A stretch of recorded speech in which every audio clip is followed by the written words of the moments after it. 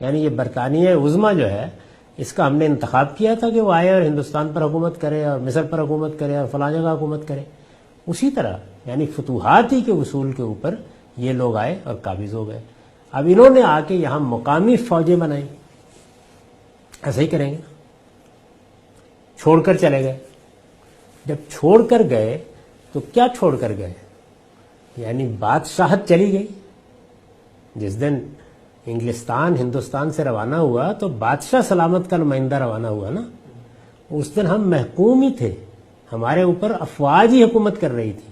وہ ساری کی ساری افواج انگریز نہیں تھی, وہ یہیں سے بھرتی کی گئی تھی.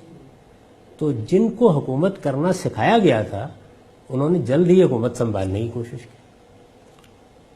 ہندوستان میں لیڈرشپ بہت مضبوط ہو چکی تھی, روایات بہت بہتر ہو چکی تھیں, بحیثیت مجموعی قوم بھی کچھ تربیت پا چکی تھی, اور جو ایک جمہوری نظام کو چلانے کی بڑی ضرورت ہوتی ہے ایک اچھی منظم سیاسی جماعت, کانگریس یہ حیثیت اختیار کر چکی تھی. اس لیے وہاں کامیابی نہیں ہوئی بندوق والوں کو. پاکستان میں انہوں نے قبضہ کر لیا, اور یہ قبضہ جو ہے یہ یعنی اس کی اسکیم پہلے دن ہی سے بننی شروع ہو گئی. اگر آپ تاریخ کو پڑھیں تو قائد اعظم کے ہوتے ہوئے یعنی ہماری بدقسمتی بھی ہوئی. اگر وہ کچھ دیر رہتے, آئین بن جاتا, ان کے ذریعے سے نافذ ہو جاتا, ان کے کچھ جانشین معاملات کو سنبھال لیتے تو شاید بچ جاتے. تو پہلے تو بیوروکریسی کا اور بندوق والوں کا گٹھ جوڑ ہوا. اسی کو اب ہم اس زمانے میں مقتدرہ اسٹیبلشمنٹ کے لفظ سے ادا کرتے ہیں تاکہ کم سے کم بندوق سے محفوظ رہیں. اچھا لفظ ہم نے ایجاد کر لیا ہے. تو حکومت کی ابتدا کر دی انہوں نے. بیوروکریسی کے لوگ ابتدا میں آئے, آہستہ آہستہ پھر براہ راست آ گئے. اب اس کے بعد یہ طے ہے کہ یا ہم براہ راست حکومت کریں گے یا بالواسطہ حکومت کریں گے. حکومتیں بظاہر جمہوری چہرے کے ساتھ ہماری مرضی سے بننی چاہیے, ہماری مرضی سے بگڑنی چاہیے. تو یہ کشمکش ہے جو یہاں جاری ہے. میں نے تو پچھلے دنوں وائس آف امریکہ سے گفتگو کرتے ہوئے یہ کہا تھا کہ پاکستان کے یا ہمارے ملک کے اور بہت سی جگہوں پر یہی صورتحال ہے. دو بنیادی مسئلے ہیں, وہ میری تعمیر میں مضمر ہے ایک صورت خرابی کی, ابتدا سے پیدا ہو گئے ہوئے ہیں.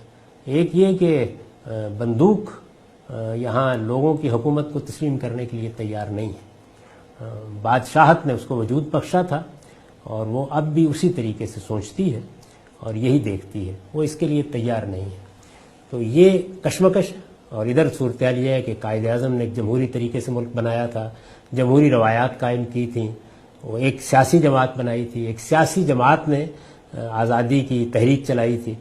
تو ایک طرف وہ ہے, ایک طرف یہ ہے. تو کشمکش ہے. یہ ہمارے ملک کے لیے سب سے جو خطرناک معاملہ ہے یہ. دوسرا مذہبی اور قومی ریاست, یعنی پاکستان تاریخی لحاظ سے ایک قومی ریاست کے طور پر وجود میں آیا ہے, یعنی نیشن اسٹیٹ کے طور پر, لیکن یہاں کا مذہبی طبقہ اس کو ایک مذہبی ریاست بنانا چاہتا ہے. اب اس سے ایک کشمکش پیدا ہوئی ہے. تو ہر جگہ آپ کو اس کشمکش کے آثار نظر آئیں گے. یعنی جیسے حکومت بظاہر جمہوری لگتی ہے لیکن یا پیچھے بندوق ہوتی ہے یا دل چاہتا ہے تو آگے بھی آ جاتی ہے. اسی طریقے سے بظاہر آپ کا آئین ایک جمہوری آئین ہے لیکن اس کے ساتھ ایک مذہبی آئین بھی ہے. تو اس کا ایک ملغوبہ ہے جو ہم نے تیار کر رکھا. یہ دونوں چیزیں ہیں وہ ہمارے یہاں شرائط کیے ہوئے ہیں. اب صورتحال یہ ہے کہ لوگ بھی اسی کے عادی ہیں, وہ محکومی کے خوگر ہو چکے ہوئے ہیں. ان کے اندر ابھی جمہوریت کا, جمہوری اقتدار کا, یعنی آپ کو, عام آدمی کو اختیار دیا گیا ہے نا. جمہوریت کیا ہے, امرہم شورا بینہم کیا ہے, عام آدمی کو اختیار دیا گیا ہے. حکومت تم ہو, تمہیں فیصلہ کرنا ہے, تمہارے فیصلے کو برتری حاصل ہے. بندوق تمہارے ماتحت رہے گی. بندوق سے یہ منوانا کوئی آسان کام ہے؟ یعنی آدمی کے پاس بندوق ہو اور ہم نہتے اس کو لیکچر دے رہے ہو, فلسفہ بگاڑ رہے ہو, کیا حیثیت ہے اس کی؟ پھر وہ فلسفے بناتا ہے کہ اصل میں تو میں ہوں جو تمہاری حفاظت کر رہا ہوں, میں ہوں جو تمہارے لیے یہ کام کر رہا ہوں, یہ میرا فیضان ہے. بادشاہ کیا کرتے تھے؟ ذل الہی, صاحب کے رانی, یعنی یہی ہوتا تھا نا, خلد آشیانی. تو اصل میں بندوق اور بندوق کے اوپر بیٹھا ہوا بادشاہ یا بندوق کے اوپر بیٹھا ہوا سپہ سالار, وہ اصل میں صاحب کرانی خلد آشیانی ہوتا ہے ہمیشہ. یعنی دنیا اور آخرت دونوں میں کامیاب وہی ہوتا ہے کہ جو لوگوں کو یہ تاثر دیتا ہے. پروپیگنڈے کی مشینری اس کے پاس ہوتی ہے. بادشاہ ایسے ہی قائم ہوتے ہیں. آپ کا کیا خیال ہے کہ ایک آدمی کے بعد اس کے بیٹے کو ہم اپنے سر کا تاج بنا لیں؟ ہے نا حماقت, کرتے رہے نا لوگ, اب بھی کرتے ہیں.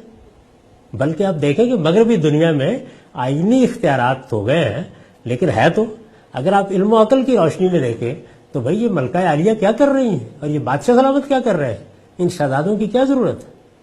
یہ ہے نا یہ سوال. لیکن انسان بھی محکومی کا خوگر ہے اور یہ ساری چیزیں بھی ایک حد تک اس کو فیسینیٹ کرتی ہیں. طاقت کی وہ پرستش بھی کرتا ہے، طاقت اسے اچھی بھی لگتی ہے. طاقت کا ظہور ہوتا ہے تو اس کے اندر ایک خاص جذبہ پیدا ہوتا ہے اس کے لیے، وہ طاقت کی پوجا کرتا رہا ہے صدیوں تک. تو یہ ساری نفسیات ہے جو اصل میں بندوق والوں کے ہاں بھی ہے، جن پر وہ حکومت کر رہے ہیں ان کے لیے بھی ہے.